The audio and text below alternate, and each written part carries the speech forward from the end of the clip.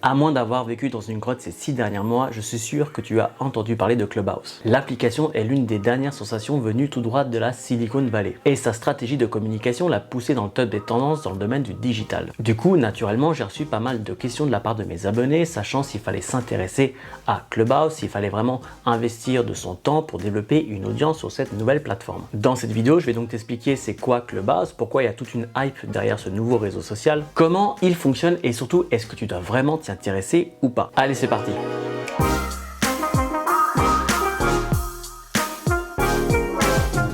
Hello, c'est Nico, j'espère que tu vas bien. Bienvenue sur ma chaîne où j'aide les créateurs de contenu éducatif à développer leur audience sur YouTube et convertir cette audience en clients. Aujourd'hui, tu l'auras compris, on va pas parler de YouTube, on va parler de Clubhouse. Plus grande particularité de cette plateforme est que tout repose sur la voix. Pas de texte, pas de vidéo, pas d'image et surtout aucun algorithme. Le principe est très simple, on peut rejoindre ou créer des chambres de discussion en direct. Pour faire simple, je dirais que c'est un podcast interactif. En plus d'écouter une discussion autour d'un sujet qui t'intéresse, tu vas pouvoir prendre la parole et intervenir dans cette discussion. Ce qui a vraiment fait le buzz de cette application est son côté très VIP. En effet, pour pouvoir rejoindre Clubhouse, tu vas devoir être invité. Parmi les utilisateurs prestigieux de la plateforme, on va retrouver Mark Zuckerberg, Elon Musk, Gary Vaynerchuk, Oprah Winfrey et encore plein d'autres personnalités. Donc le côté VIP plus ces célébrités-là, forcément ça crée de la curiosité et une envie de faire partie de cette nouvelle plateforme, même quand on ne comprend pas vraiment de quoi il s'agit. Pour couronner le tout, au moment où je tourne cette vidéo, l'application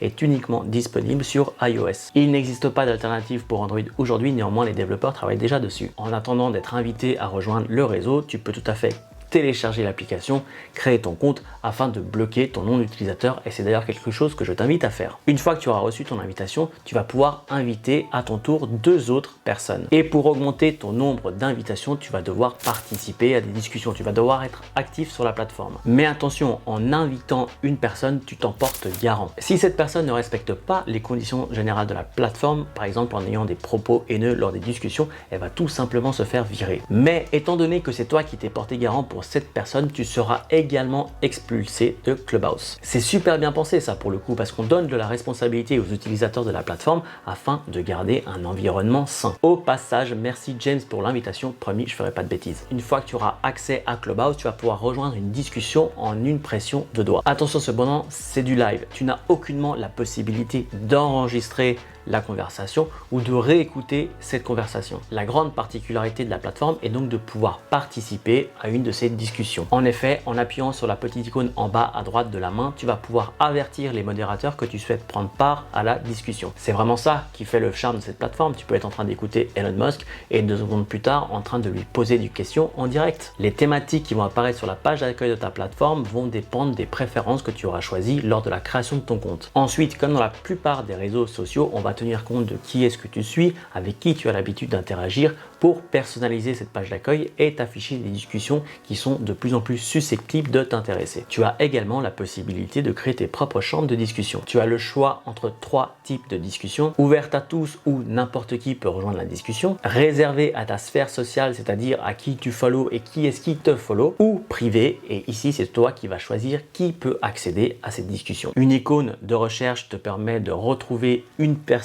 ou un club. Un club, c'est tout simplement un groupe de personnes qui se réunit autour d'une thématique bien précise. L'icône du calendrier va te permettre de lister toutes les discussions qui ont été prévues dans les jours et semaines à venir et tu vas pouvoir dire à Clubhouse de t'avertir pour être sûr de ne pas louper cette discussion. Et on a fait le tour des fonctionnalités. Pas de story, pas de reels, pas de fioritures. Clubhouse se veut être simple et efficace. La voix est une façon naturelle, simple et efficace de transmettre un message. Et c'est donc uniquement ça qui sera mis en avant dans l'application et je trouve que c'est très bien comme ça. Maintenant qu'on a fait le tour des fonctionnalités, je vais te donner mon avis en exposant les avantages et inconvénients de cette plateforme.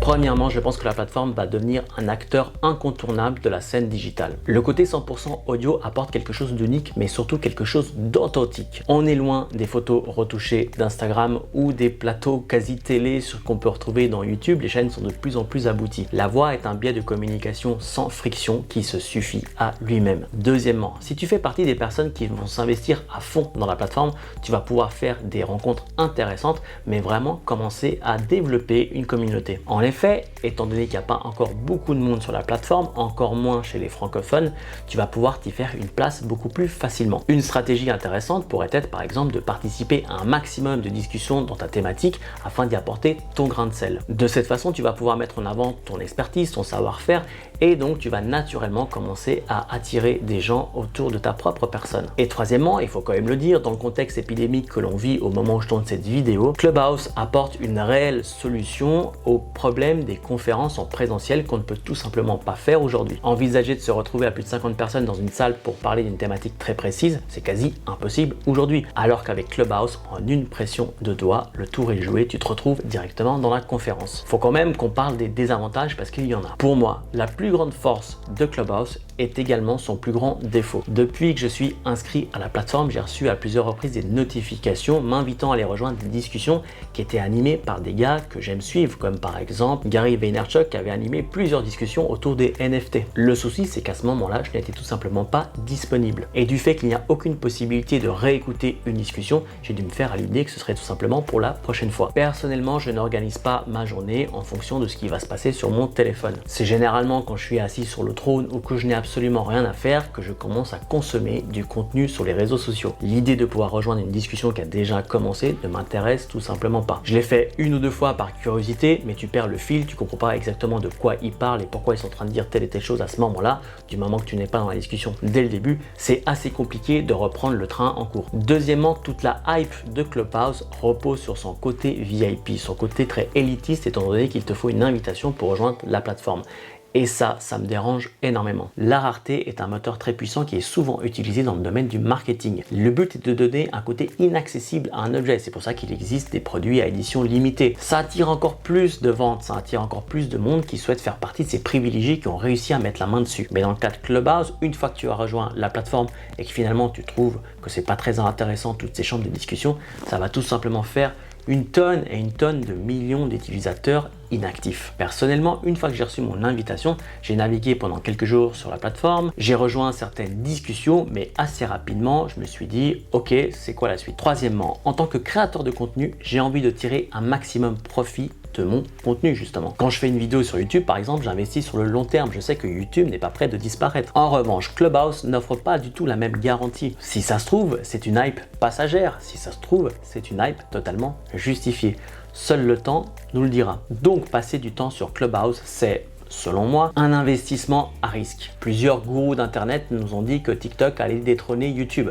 YouTube est toujours là. Plusieurs gourous d'internet nous ont dit que Vero allait complètement détrôner Instagram. Aujourd'hui, Vero est au plus bas. Dans le domaine du digital, nouveauté ne rime pas du tout avec efficacité. Du coup, c'est à toi de te poser les bonnes questions.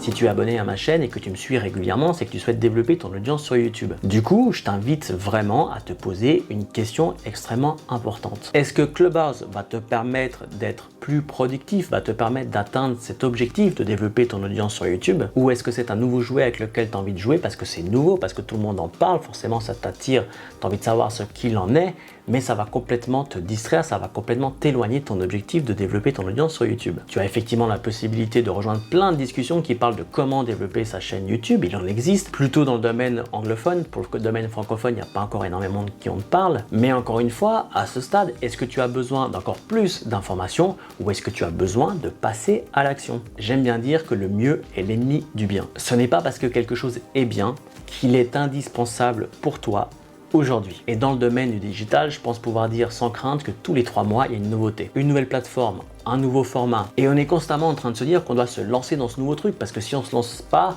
on va louper le coche, on va louper une occasion de vraiment développer un business, développer une audience, ce qui est complètement faux. Si tu souhaites atteindre tes objectifs, focalise-toi sur un média, focalise-toi sur une plateforme, sois régulier, travaille dur et c'est comme ça qu'on atteint des objectifs. Est-ce que moi je vais utiliser Clubhouse? C'est une question qui est revenue souvent ces derniers temps. Je vais pas te mentir, non. En tout cas pas en tant que consommateur de contenu. J'aimerais beaucoup animer des discussions sur Clubhouse, mais je sais d'avance que mon audience, ce qu'elle recherche, c'est des tips, c'est des astuces pour développer une chaîne YouTube dans une vidéo qui dure entre 5 et 10 minutes. Elle n'a pas envie de passer une demi-heure, 3/4 d'heure à écouter une conversation sur Clubhouse, même si c'est moi qui l'anime ou un autre expert de YouTube, en essayant d'aller choper 2-3 infos à gauche, à droite. Ça reste une discussion ouverte, ça ne sera jamais aussi structuré qu'une vidéos, tutos que tu peux retrouver sur YouTube. Néanmoins, dans mon cas, pour faire la connaissance d'autres créateurs de contenu, ça peut être super intéressant. Donc pour moi, Clubhouse c'est un excellent moyen pour étendre mon réseau. Si je prends ma charge de travail, une fois que j'aurai fini de faire ma vidéo, une fois que j'aurai fini d'en faire la promotion, une fois que je me serai occupé de mes clients sur YouTube Pro Academy, une fois que j'ai fait tout ça, que j'ai fait mon sport, que je me suis occupé de ma petite famille, à ce moment-là, pourquoi pas commencer à passer du temps sur Clubhouse. Mais aujourd'hui, ce n'est pas du tout ma priorité. Si toi, aujourd'hui, tu pars de zéro, tu peux effectivement te poser la question de quel réseau choisir. L'avantage de Clubhouse